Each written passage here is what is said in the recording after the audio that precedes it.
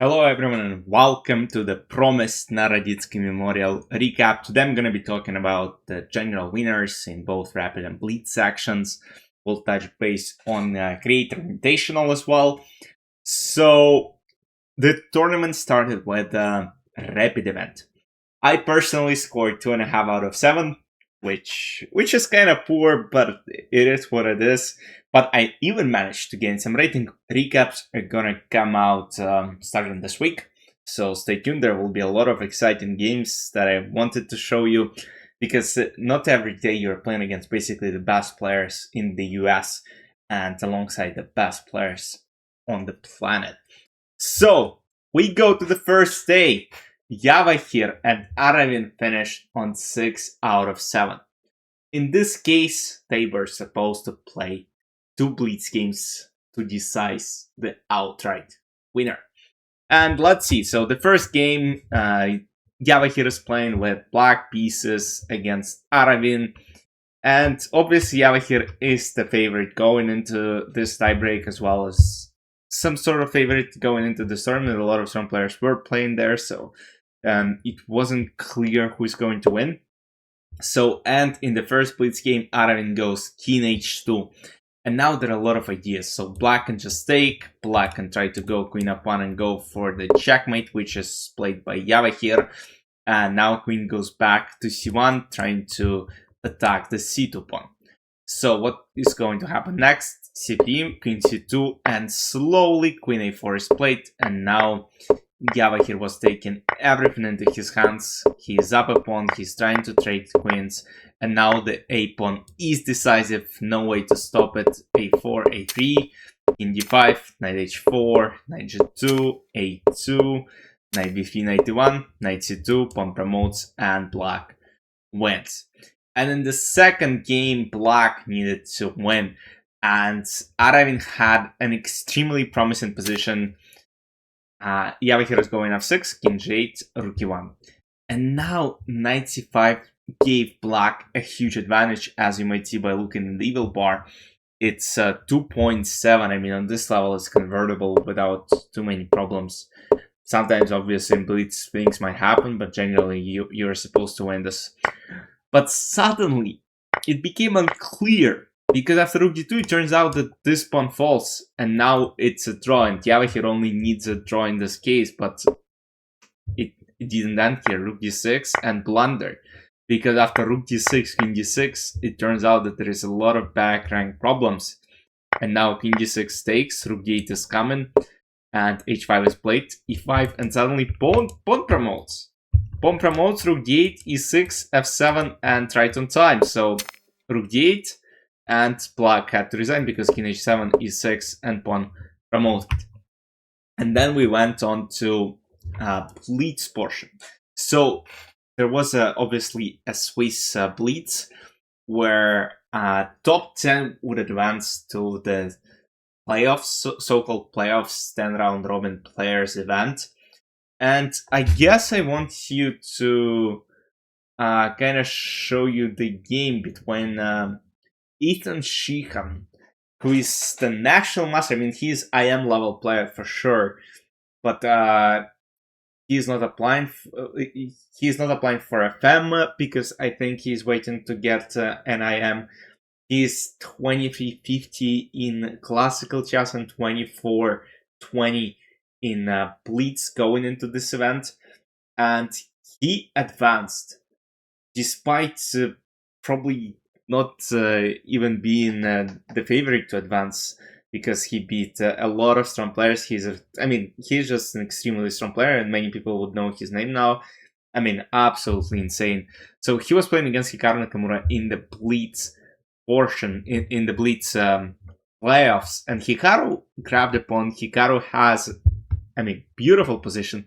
I'm actually wondering if Hikaru can just play simple f5. Yes, there are a lot of ideas still, but f5 is not too bad. I mean, I would play something like f5, but Hikaru goes a different route, and now the position is equal, because takes, queen h5, this under attack, so Ethan has to come up with something. He goes this, Hikaru is not taken because queen g2, and apparently it's not too bad for for white takes, and the position even becomes winning because let's say knight d5, there is bishop c5, and now you win an exchange because you've got to protect this rook, and if rook e8 takes rook d5 and white grab a piece. So we have rook d6 instead. So Hikaru's idea is trying to go rook g6, queen f3 checkmate. Ethan goes this way, rook g6. Now this is a checkmate, so you gotta protect this pawn. And of course, Ethan doesn't take first. He goes queen f3, and now it turns out if this rook moves anywhere, queen e8 is gonna follow with the checkmate.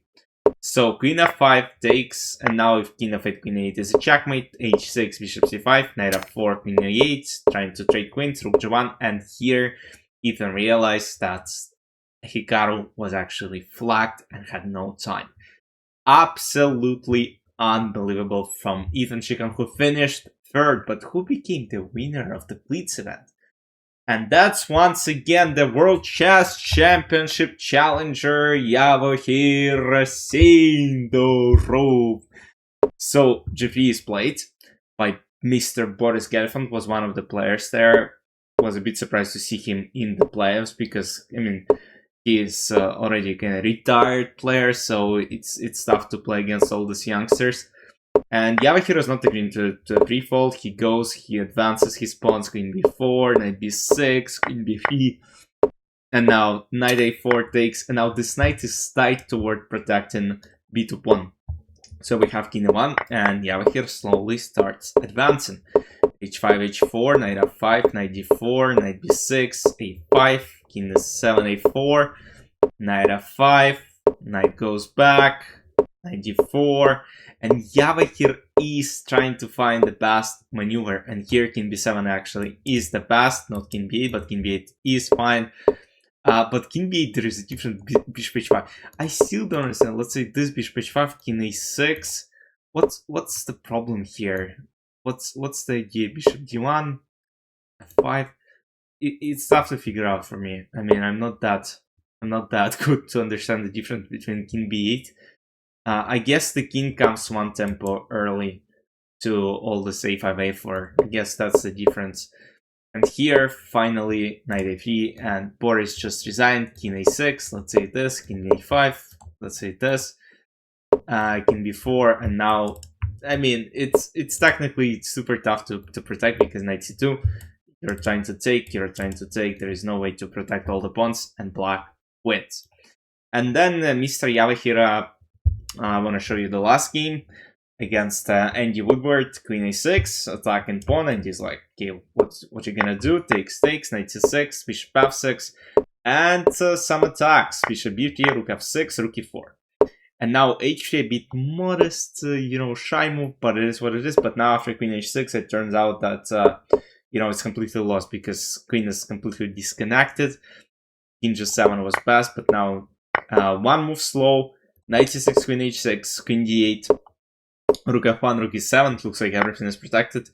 Bishop f7, knight d4, bishop g6, and everything falls apart. Bishop h7, bishop g6, and black admitted their loss because king g8, you can even play bishop f7. And now king f8, bishop d5, king e7. Rook e6 doesn't work, but queen g7. Queen g7, rook f8, check, mate.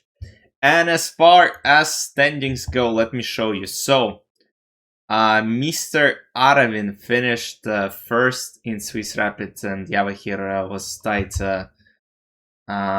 in points, 6 points, and Javokhir prevailed in the tie breaks. So, and then we had Masters Blitz. Masters Blitz, why you don't see points? Come on, man. Come on, let me show you. Let me show you everything. So Hikaru actually won the whole Blitz part. Ethan finished third in Blitz, and then he finished third in the overall standings, in the final standings. My recaps are going to come out starting Thursday, I believe. So stay tuned, guys. And Master Blitz final. Ew, Master Blitz final. Okay, maybe it's playoffs. No, it's not playoffs. It's final. Yes, here it is.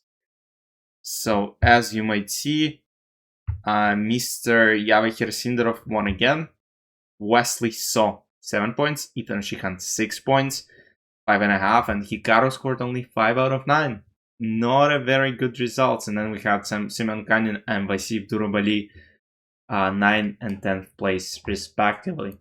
Creator Invitational was finished by absolutely insane win by John Bartholomew, who scored 9 points.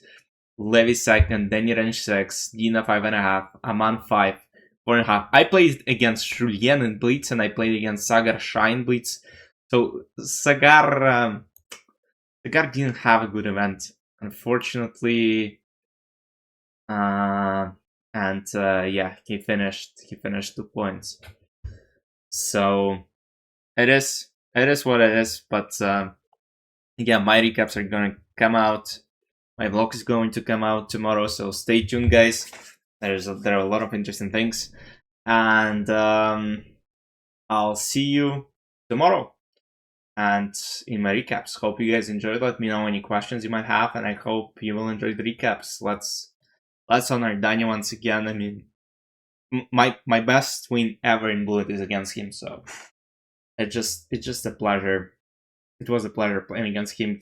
He actually gave me a lot of compliments during our. He kind of saw my name a lot because I played against him a lot, but we never really met each other. But during the streams, he complimented me like, this is a tough player to play against. He's very good. So,